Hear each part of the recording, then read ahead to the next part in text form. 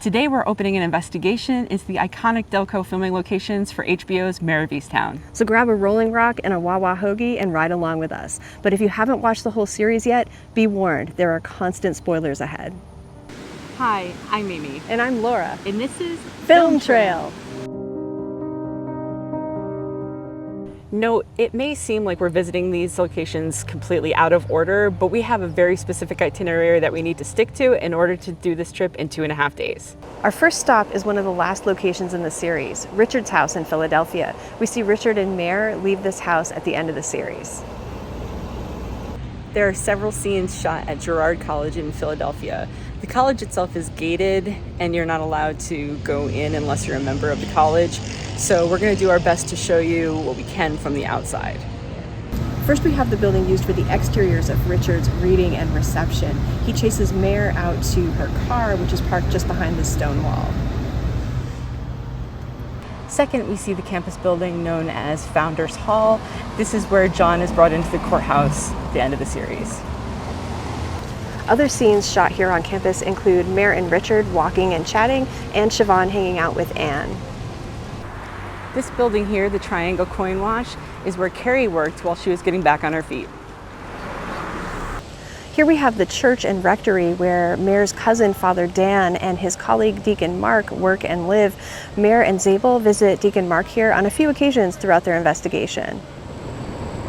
Many scenes are shot in a large park in Philadelphia known as Wissahickon Valley Park. This is where they filmed the Sharp's Woods sequence with Aaron going to the party and meeting people up in the woods. They filmed that right here at the underpass behind me.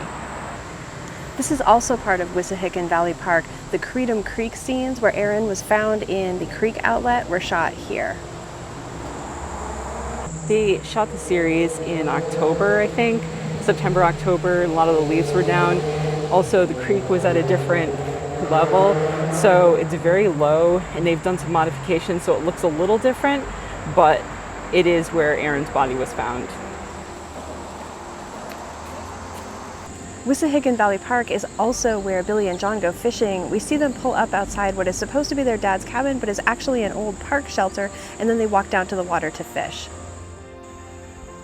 This is the spot in Wissahickon Valley Park where Erin leaves her bike before hiking to Sharp's Woods. The dam that we see in the shots where John and Billy are fishing is actually called the Magargee Dam, and it's in Wissahickon Valley Park. It's nowhere near John's father's camp, and it's actually in the opposite direction of where they go when they go down to the river to go fishing. Brandywine Park, also known by its real name, Pastorius Park, makes an appearance in several scenes in the show. Mare and Zabel investigate the shooting in this park, and Mare finds a ricochet notch taken out of the corner of the roof here. They also see where Aaron's body was dragged across a small stone bridge, and we eventually see what really happened to Aaron on the night she was killed. This is also the park where Mare and Lori hang out one morning and discuss Mare's suspension, right at that bench right over here. Behind me here is the home of Dylan Hinchy. We get a nice wide shot of this house with the bridge in the background when Dylan and Brianna are talking on the front porch. This is the former gas station where Dawn worked. We see Dylan come here for cigarettes, and then Mare goes in to pay for gas and is harassed by Brianna's father, Tony. After filming, the gas station was closed and sold, and now it's been transformed into a real estate office. It's almost completely unrecognizable. Behind me is the apartment building where Carrie lives. Mare drops Drew off to have a sleepover with his mom a few times in the series. This old train station behind me served as the Easttown Police Department in the show. The press conference about Aaron's murder is held out front, and we see Mare and Zabel come and go often. But you'll notice the back of this building does not match the spot where Mare goes out for a vape break. The rear of this building is set too far back from the train tracks, so it must have been filmed somewhere else. Behind me is the apartment building where Jess lived. We see Aaron visit her in the first episode, and then Mare and Zabel pay her a visit later in the season. There were 2 locations used for the Easttown Middle School. Behind me is one of them. Lori picks Ryan up here when he gets upset and gets in trouble in school. And then afterwards, she follows him over to a picnic table in the park across the street.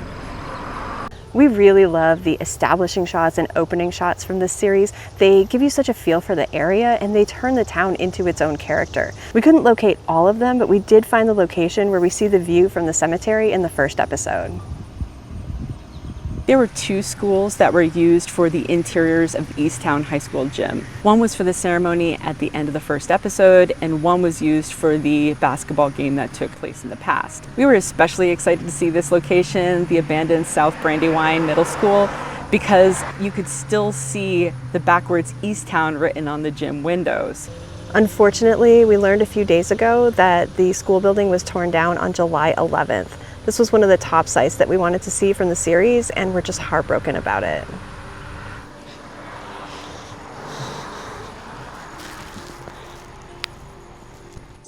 You'll recognize the barn behind me from the scene where Dawn goes to meet Katie's possible abductor. The barn is actually part of a recreation area called Spar Hill Farm.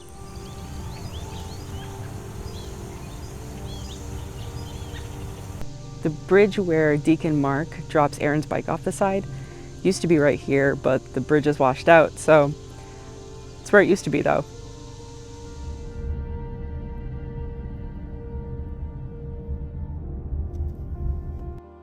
This is the home of Kenny and Aaron McMenamin. It's in Chad's Ford. You can see the exteriors of this house in the first and second episodes of the series. This is the bar where Mare meets Richard in the first episode.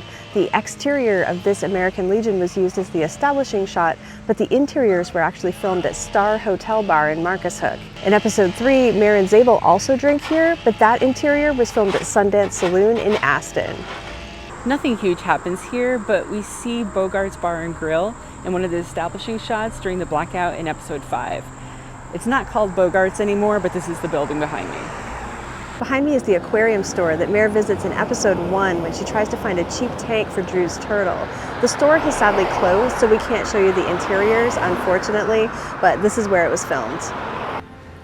This church behind me was used only as an establishing shot of Deacon Mark's church, even though it's a different church than the one that Mare and Zabel visited him at earlier. This is where Bennie's Tavern was filmed, at this bar and home combo in Linwood. This is where Katie Bailey and Missy were held and where Mare and Zabel confront the abductor and ultimately save them. One of the first scenes of the series actually happens here at Betty Carroll's house. Betty calls Mare and lets her know that there's a ferret, or a prowler, on the loose, and that she should come over and investigate. Many scenes also take place in the backyard here. There's a great establishing shot of the neighborhood where the Carrolls live. It's got these really skinny brick and cement chimneys, and it's filmed right over there. Zabel waits for Deacon Mark outside the pharmacy here in Marcus Hook to confront him about the allegations from his last parish.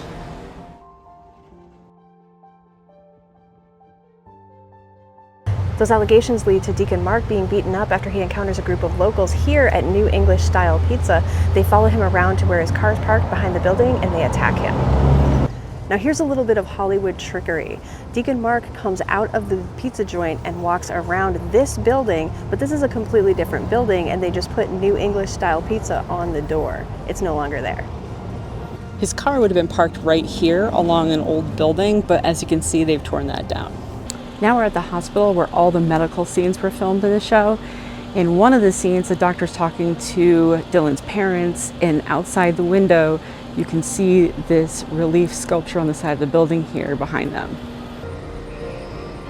The home behind me with the glassed-in porch is Dawn's house. We see her coming and going from this residence as she tries to decide whether to trust the call she received about her daughter's abduction. We're standing right now under the Commodore Barry Bridge, where Mare and Zabel chat before going off to find the owner of the blue van. This spot is where Missy was abducted in episode 4. We see the van pull up on the left side of the screen. This is the area where Mare starts chasing Freddie in the first episode. She parks her vehicle and runs down this hill, over a fence, and up over the basketball court at Bridgewater Farms Park.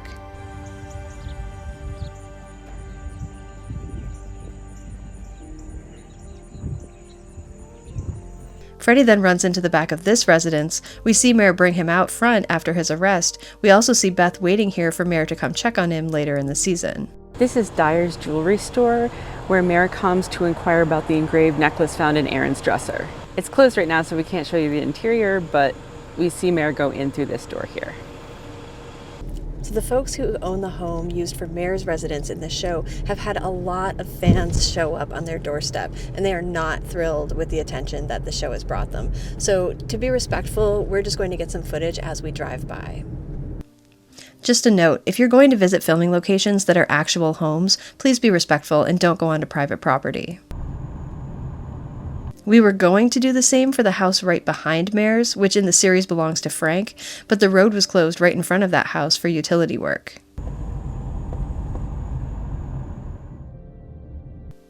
Lori's house is in the same neighborhood as Mare's, just one street over. We see Mare walking down to her house at the end of the series.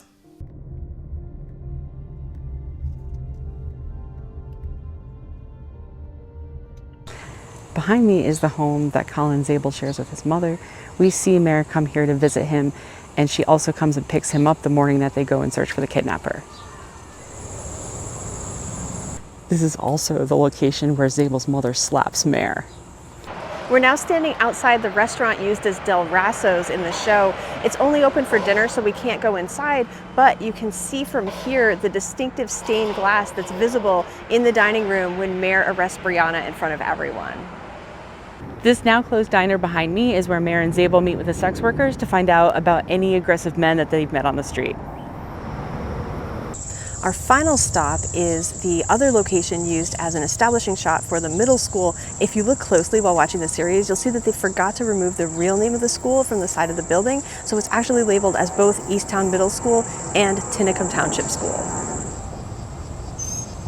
So that's it. We hope you've enjoyed touring Easttown and Delaware County with us. If you've enjoyed this video, please like and subscribe to our channel so that you can see more location videos in the future.